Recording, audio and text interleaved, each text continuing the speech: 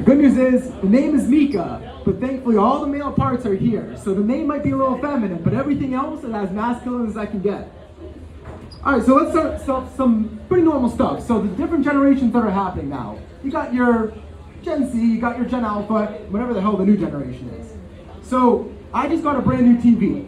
In the best place to get it, Facebook Marketplace. Very cheap, very nice. And when I say brand new TV, it's 5 years older than my previous TV. The difference is it's just a little bit bigger.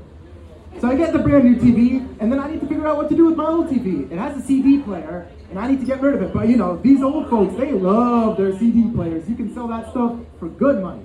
So I'm trying to figure out what to do with it, and all of a sudden I reach out to my brother. Young kid, pretty young, he's Gen Alpha. So keep that in perspective. Those are, what, 2010 plus. And I'm telling him, oh, this TV has a CD player. And he looks at me, he's like, what the hell is a CD player? What? See, I'm like, what do you mean you don't know what a CD player is?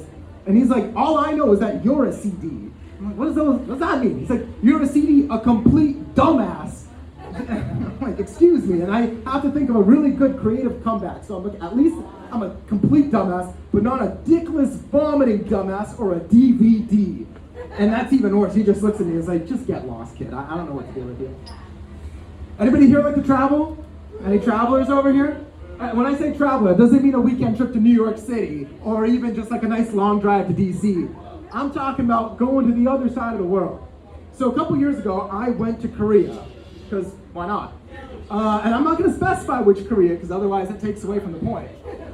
So my favorite part of that trip was actually going to the DMZ, one of the most dangerous places in the world, I would say, but obviously with strict security protocols. And I get to the border, and the North Korean guards have a very strict no photos of North Korea. Same with the South Korean guards. So I decide to be that really sneaky American, keeping that phone right against my chest, and I'm hiding it from security. And I take that photo, and I feel so confident. I'm like, oh man, I'm gonna post this all over the internet. I'm gonna get arrested in South Korea. Yeah. And all of a sudden, I have security come right up to me. Excuse me, sir, you need to delete that photo. Oh, what are you? I look behind me. I was like, excuse me, who's taking this photo? I get into my camera roll, deletes the photo. I'm like, I'm all set. It's like, no. You have to go into your recently deleted and delete it from there. I'm like, who the hell knows what recently deleted is in Korea? Aren't you fighting a war? Don't you have better things to do? Well, then I decided to make it a personal vendetta to go and piss this security guy off for the rest of the day. Because my thing was, I was already on this tour. I paid $30 to be here. I'm either going to get kicked out of the country or piss some guy off. So then we went to the second floor, which is this like nice outdoor viewing part of North Korea. And at that point, I decided the best thing to do was play peekaboo with the security guy and not stop taking photos, but double down and start taking videos as well. I would lock eyes with this guy, just stare down with him, wait, and then I would just wait for this like random white girl to start screaming and yelling around, and I would start taking pictures, and then turn around, right back in the staring contest. Nothing changed. And you know, that was my whole trip. I left the guy, stared right at him, flashed my camera. He couldn't do shit. I was already halfway out the door and I was gone. What was he supposed to do? This is not even my worst travel story. My worst travel story obviously came from a different part of Asia, because what the hell good stuff comes out of Asia? No. I was down in Vietnam. Why? Good question. Vietnam is one of those places where you go and you experience things a little bit. When I went to Vietnam, I learned about something called a brandy. What the hell was a brandy? I have no idea. When I was enjoying Vietnam with one of my friends, we went and tried some of the delicious Vietnamese street food. Highly clean, organic, hell no. That stuff, they cough, they spit, they probably piss on it, and then they just serve it to you. But the best part about it, it's 35 cents at most. As soon as they give you that food, you eat it, you enjoy it, and then day's over, we head down to dinner. We get to the restaurant, I'm ordering this really nice meal, my friend goes up to use the restroom. And all of a sudden, the meal is served, I'm ready to go, and he comes running down the stairs with ferocity.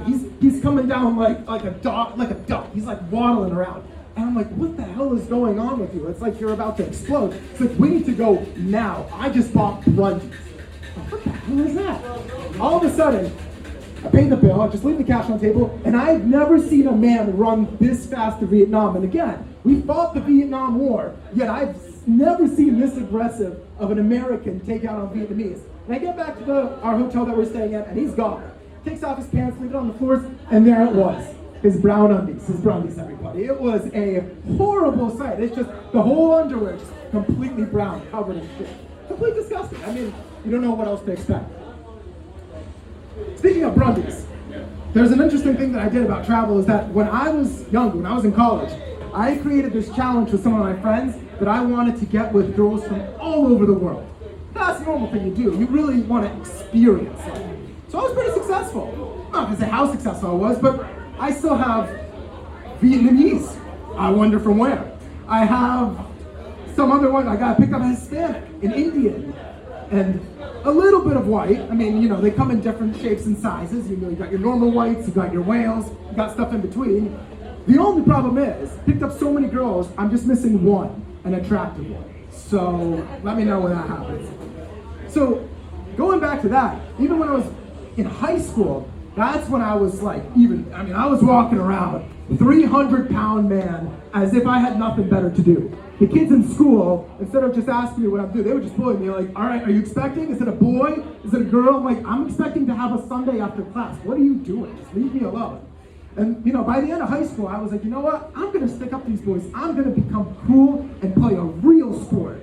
So what I do, I joined football. Because a white 5'8" guy, clearly a football player, and especially a big one, you know, he's walking around. I thought I was going to be starting quarterback. I wasn't.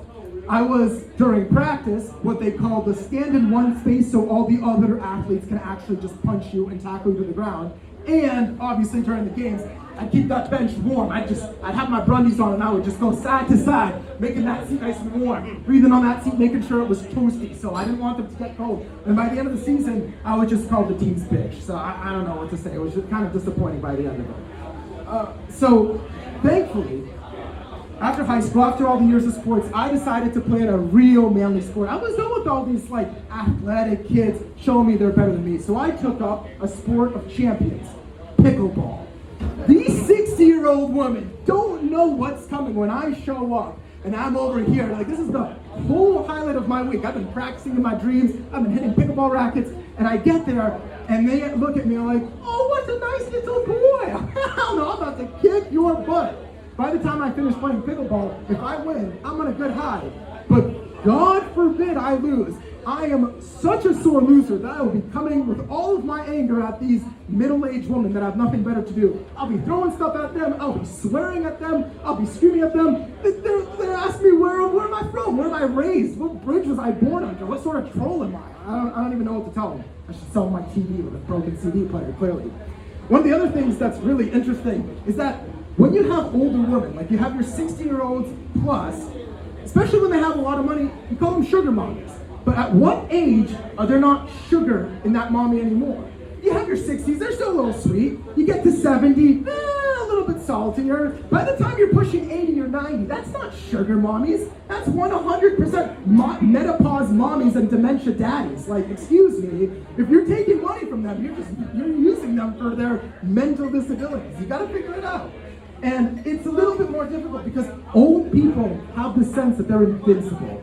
They've lived a good life. They've done everything they need to do. They can do whatever they want, especially on the road. You see these barely able to drive men backing out of the driveway about 70 miles an hour with no regard for human life. He doesn't care if he hits. He doesn't care if he punches someone. He doesn't care about anything. So one of the best things to do when you drive next to an old person is don't. Call the police, get them that license plate, get them off the road. One of the worst experiences I've had with an old person is actually, one last travel story, is in Budapest. Budapest is known for their baths, where clothing is not allowed. Now, I was expecting to walk into that sauna being like, oh, these are hot European girls. I'm going to have such a great night tonight. Nope, I was the hot European girl. I was getting looks from everywhere before I even walked in. I had women spreading their legs so wide, I thought they'd be delivering a middle-aged man. I didn't know what to expect. So by the time that I was leaving there, I was so scarred that PTSD completely scarred me for life. So in that case, I definitely was a complete dumbass. Thank you, everybody. I'm Mika. Have a wonderful night.